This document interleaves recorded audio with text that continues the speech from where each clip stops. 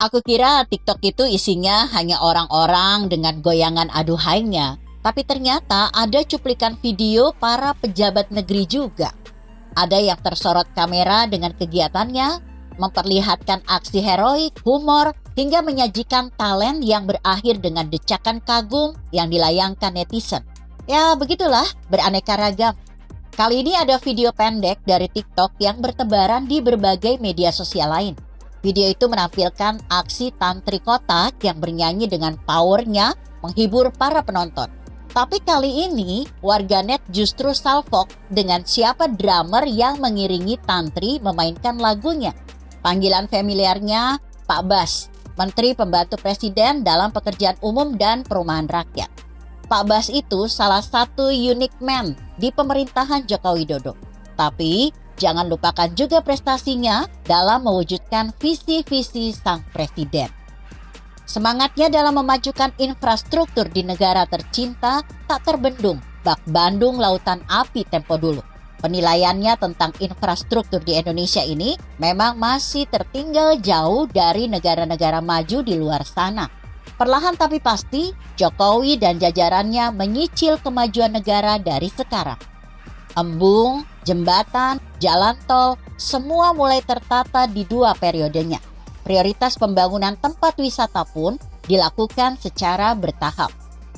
Julukan Pak Bas sebagai Jenderal Infrastruktur memang harus diakui oleh berbagai kalangan bahwa kinerjanya itu tidak lagi diragukan. Kesuksesannya mengomandoi Kementerian PUPR tidak lepas dari kesederhanaan dan ketekunan sang menteri. Lihat saja tingkah bapak berbadan tambun itu yang penuh kekocakan. Tak sedikit perilakunya yang mengundang perhatian orang itu kerap dijadikan meme di media sosial.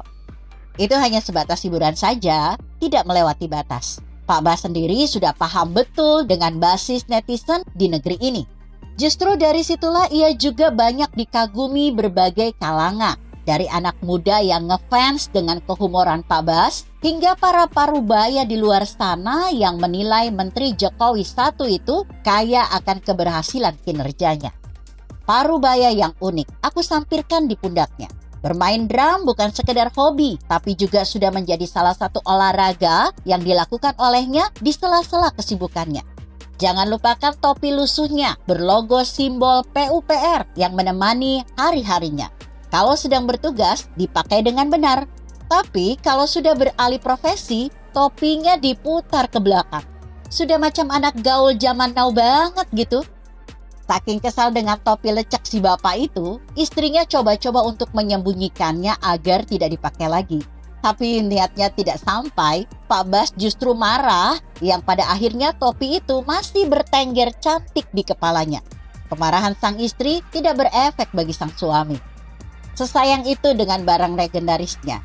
Memang benar, kepudaran penutup kepala itu menjadi bukti perjalanan seorang Basuki Hadimulyono menjadi menteri 2 periode dari presiden tanah air ini. Jangan heran kalau melihatnya sering beralih profesi, menjadi seorang drummer dalam beberapa event pun kerap ditunjukkan olehnya. Oh, ada satu lagi, keviralan dari sosok unik ini. Si bapak ternyata masih betah hidup berdampingan dengan ponsel Nokia-nya. Hal itu terungkap saat ia menemani Presiden Jokowi wawancara dengan beberapa awak media. Dering ponsel Nokia-nya berhasil memecah keheningan saat Jokowi memaparkan tentang perkembangan IKN kala itu. Kalau kata Pak Basi, HP-nya itu antik. Sedunia yang punya cuma 2 orang. Dia dan Perdana Menteri Belanda, Mr. Mark Rutte. Wah, kalau sudah begitu bukan lagi antik Pak Bas, itu sudah ke level limited edition. Kayak brand yang dipamerkan Meghan Trainor saja di lagu I Made You Look-nya. Bukan buat gegayaan biar viral loh kawan. Alasan si bapak masih pakai handphone Nokia itu biar ringkes. Hanya untuk komunikasi lewat SMS dan telepon saja. Katanya juga biar bisa fokus dengan pekerjaan. Jika ingin menghubungi lewat WhatsApp, nanti dialihkan ke ajudannya saja. Tak jarang Menteri PUPR itu kena damprat kawan dan jajarannya karena susah dihubungi. Ya, bayangkan saja, di era digital ini, sepenting Pak Bas masih pakai ponsel zaman old. Kalau bukan totalitas apa coba? Ya, makanya aku sebut unik. Jangan lupa aksi kecenya menjadi fotografer saat Jokowi menjamu tamu G20 di Bali. Dia setia membututi para pemimpin negara demi mendapat potret estetik di momen keberhasilan sang presiden. Memang dia salah satu menteri presiden yang terkenal dengan keloyalannya. Kinerjanya selalu tersorot di seantero negeri, dari pelosok desa hingga ke keramaian kota. Semua pembangunan di bawah kendalinya. Sedikit kembali ke masa muda Pak Bas sebelum menjadi menteri. Dia adalah seorang ASN biasa. Awalnya mau bekerja di bagian perminyakan. Justru karena basic kuliahnya sudah masuk di jurusan geologi. Tapi apalah daya jika dia justru berakhir di pengeboran air, bukan pengeboran minyak. Begitulah candanya kala itu.